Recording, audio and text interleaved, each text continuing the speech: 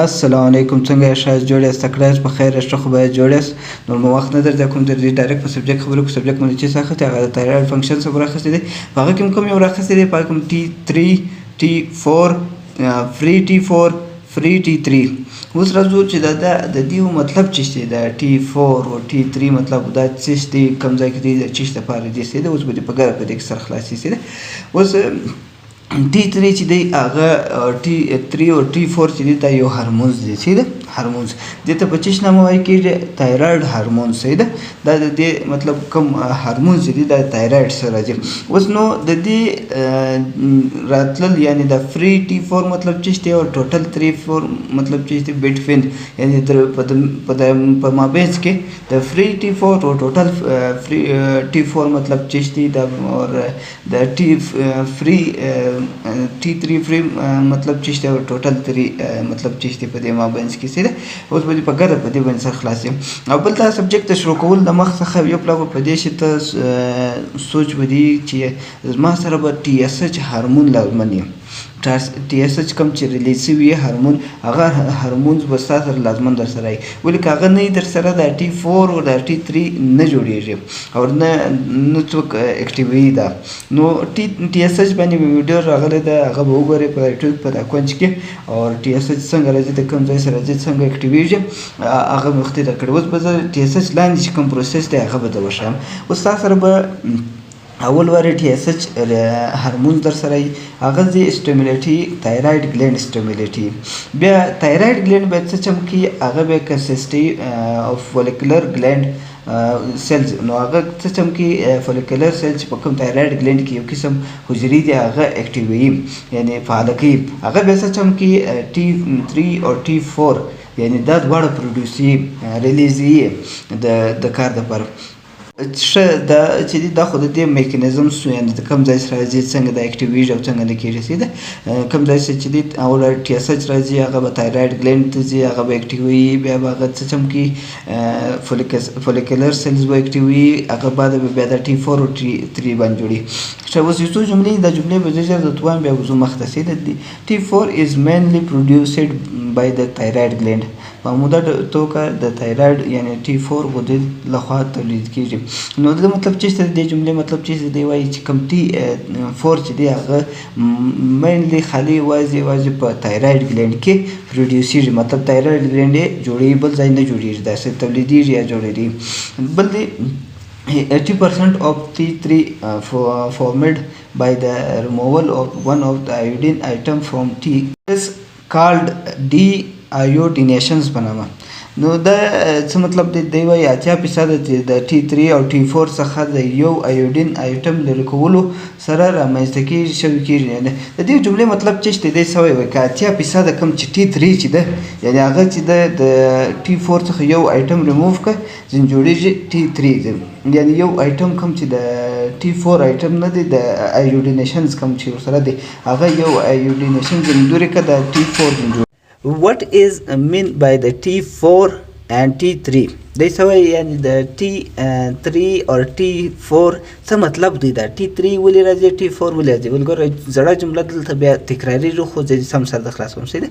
د تایرویډ ګلینډ ټیکس ایوډین فاوند ان اور ډایټس. دی څه هم کوي؟ د تایرویډ چې دی د زموږ کوم تایرویډ ګلینډ چې دی دی کله هلته دغه وکړي د ایوډین چې راشي هغه د جسم ته راشي دی وخوري. ایوډین نه دی هغه جسم ته راشي دی د ایوډین ګرده جذب کړي د ځان سره کښېږدي. نو جذب چې کړل هغه بیا دی څه چم کوي؟ د امینو اسید سره مکسیږي، هغه څخه بیا تایروسین جوړېږي. تایروسین بیا کنورټېږي په T4 او T3 باندې. یعنې کله ایوډین او تایروسین دواړه یو ځای کېږي بیا به بدلېږي په دغه باندې T4 او T3 باندې.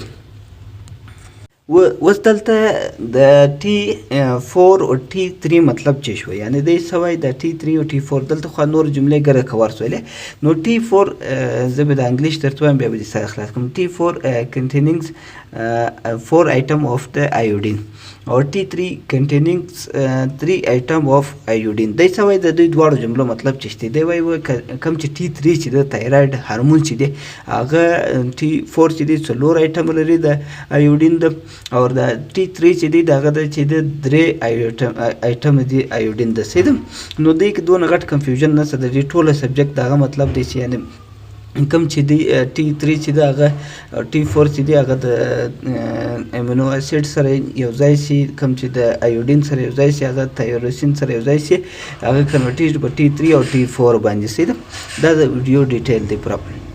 اوس مخ ته ګورو چې دا د دې مختلف ټایپونه څو دي، څو اقسام دي د دې د څه د دې اول اقسام دی چې هغه وایي کېږي ټوټل T4 او فري T4 سي ده. ټوټل کې چې دی ام فري راځي ام باوند راځي، دا دواړه راځي سي ده. اوس باوند څونه زموږ په جسم کې څونه شته د T4 او فري څونه شته سي ده. باوند چې دی 99% چې دی هغه زموږ په جسم کې د پلازما او د نور داسې ذخیره شوي په جسم کې پرته وي، او فري چې ده هغه 0.02% اکټیو یعنی په جسم کې شته چې هغه څخه به موږ کار اخلو، هغه فعالیت هم کوي، هغه فنکشن هم کوي، دغه څه موږ کار اخلو. د T4 ده د کوم چې فري ده، فري T4 نه ده، فري T4 په نامه باندې راځي. دې څه موږ کار اخلو. کله چې دا 2% ختم شي بیا چې کوم موږ هلته ذخیره کړي دي یا د پروټین سره تړلي چې دي د هغو څخه کار اخلو سي ده. اوس راځو د ټوټل T3 ده. ټوټل T3 چې دا هغه هم پر دوه قسم ده، یو باوند ده یو فري ده. باوند چې دا هغه 99% ده او فري چې دا هغه 0.5 ده. نو دا باوند چې دا هغه به د تقریبا د پروټینو سره او د سټوریج په کې د یعنی ذخیره د پروټین سره تړلې ده، دغه څخه دونه کار نه باسي. راځو اوس ګورو فري T4. فري T4 چې دا هغه چې د په جسم کې فعالیت کوي، دغه فعالیت موږ دغه څخه کار اخلو چې کله د 0.5 ختم شي بیا موږ هغه پروټین څخه چې کوم تړلي هغه څخه موږ دغه کوسي ده. په ټوټل کې ام فري راځي ام باوند راځي، دا د T3 او دغه دی. اوس ګوره د دې فنکشن چې دی د کوم تایراید هورمون چې دی د T3 T4 چې دی اول د څه چې فزیکل ډیولپمنٹ کې کله چې موږ په د موږ غټوالو د کوم چې موږ وینو چې دا وي د کس د کوچنی غټیږي قرار دا رقم، او برین ډیولپمنٹ کې کم چې دماغ دی په هغه کې غټېدو کې کار کوي، میټابولیزم کې کار کوي، هیلپس د مسلز ټو فنکشن پروپرلی یعنی د څه وایي چې کومک کوي مسل سره چې سم کار وکړي، دا نساجونه چې دی هغه خپل کار پر سم توګه وکړي، دی کې هیلپس ټو هارډ ټو فنکشن پروپرلی. د دې څه وایي چې د زړه سره دی کومک کوي چې هغه سم کار وکړي، سم فنکشن وکړي. بل دی څه وایي هیلپس ډیلیور ټو فنکشن پروپرلی. نو دې څه وایي چې کوم انرژي چې د سم کار وکړي او خپل پر هغه اندازه باندې کار وکړي سي. بل دې څه وایي هیلپس ټو برین ټو فنکشن پروپرلی، یعنی کوم چې دماغ دی هغه خپل کار پر سمه توګه وکړي، دا دغه فنکشن وسي. اوس راځو د نارمل ویلیو چې شته د T4 ده، T3 ده او T3 فري ده او 4 فري ده. دا ګوره د څلور ده، یعنی کوم چې ټوټل ده فري ده، ټوټل ده فري ده، 3 د دواړو ده. زه د شم اول د ټوټل T4 ټوټل د شم سي هغه 15.7 بیا د ریولوس پر مایکروګرام پر ډیسی لیټر په نارمل ده سي. اوس راځو د T4 فري ده، هغه د 0.7 و بیا د 1.7 تر 4.9 ګرام پر ډیسی لیټر پورې ده سي. اوس راځو T3 ټوټل، هغه 95 تر 1.9 ګرام پر ډیسی لیټر پورې ده. T3 چې ګورو هغه به 1.8 تر 400 پیکو ګرام پورې نارمل ده. اوس ګورو چې دا په کومه ناجوړیانو کې پورته کېږي او په کومه ناجوړیانو کې ښکته کېږي. کازز اف انکریز T4 and T3 in bloods هغه هایپر تایرویډیزم دی، ګریویز دی، ګایټر دی، تایرویډایټس دی، اوورډوز دی او تایروکسین ریپلیسمنٹ تھراپي دی. یعنی دې څه وایي هایپر تایرویډیزم مطلب دا دی چې دی بیخي ډېر پروټین جوړي، مطلب کوم هارمون چې هغه بیخي ډېر جوړي بې تعداده بې ضرورته کوم هارمون چې هغه ډېر جوړي.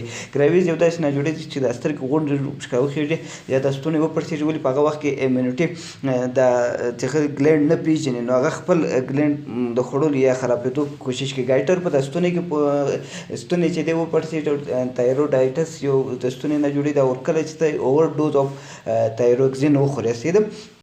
اوس بیا ګورو چې کازز اف کښته یعنی کوم چې ډیکریز یعنی کوم چې کښته ځي کازز اف ډیکریز T4 and T3 in bloods یعنی په کوم کې کوم حالات کې چې دی ډېر ښکته کېږي یعنې تایروډایټس په نامه باندې ناجوړي چې کوم د تایرايډ مسله یې پیچوټري ګلینډ ډیسورډر کې تایرايډ سرجري چې وي تایرايډ ریډیشنز ټریټمنټ وي یا هایپوتایرايډیزم وي. هایپو یو داسې کنډیشن دی چې په دې کې بیا پروټین ډېر کم وي چې کوم موږ ضرورت یې هغه دی نه جوړي کم جوړي بیخي ډېر کم نو په دې وجه باندې هایپوتایرايډیزم ہوتا ہے. اور پیچوټري ګلینډ کې چې کوم مسله یې اپریشن سوي د ستوني دغه د وجه کېدای شي یا داسې ریډیشن یا داسې کینسر علاج روان دغه د وجه هم دا کمیږي او ښکته کېږي. سید اوس ګورو د دې ټیسټ پروسیجر ټیسټ به څنګه کوي او د دې لپاره به د کلیکشن پوینټ څه شي چې به در سره یې لازمن هغه به ستا سره در سره یې اول کتار اخته د سمپل کلیکشن ټیوب لپاره جل ټیوب به در سره یې په هغې کې به سیرم یا پلازما صحیح ده یا سلیکټر ماشین کې هم کېږي او مني وډاس کې هم کېږي آی کروما کې هم کېږي فاین کیر کې هم کېږي. اوس موږ د مني وډاس راخسي د مني وډاس یو ترتیب لري هغه چې کله ته یو ټیسټ لګوي نو انکیوبیشن غواړي یعنی سټنډرډ لګېدل غواړي هغه د 14 ورځې دپاره یي د ځینې د شپېتو ورځو دپاره یي ځینې د 14 ورځو دپاره یي. نو اوس زه د ګور د ترتیب در ښیم دلته به په دا ویډیو کې مو وینئ او دغه به مو ګورئ. نو FT4 چې دی هغه 100 مایکرونه سیرم غواړي یا پلازما یا سیرم 14 ورځې د انکیوبیشن ورځې دي یعنې دغه بعد دی بیا بل سټنډرډ درڅه غواړي او 40 منټه چې ته کله ټیسټ ولګوې 40 منټه په هغه ځای غواړي سیده. FT3 چې د هغه 100 مایکرونه ده هغه هم 14 ورځې ده او 40 منټه ده. او T4 چې د ساده ټوټل چې ورته وایي هغه 200 مایکرونه د سیرم او پلازما دواړه دي او انکیوبیشن هم 14 ورځې ده 40 منټه پر هغه ځای غواړي سیده. T3 هم 100 دی او یا پلازما یا سیرم 14 ورځې انکیوبیشن 40 منټه لري سیده.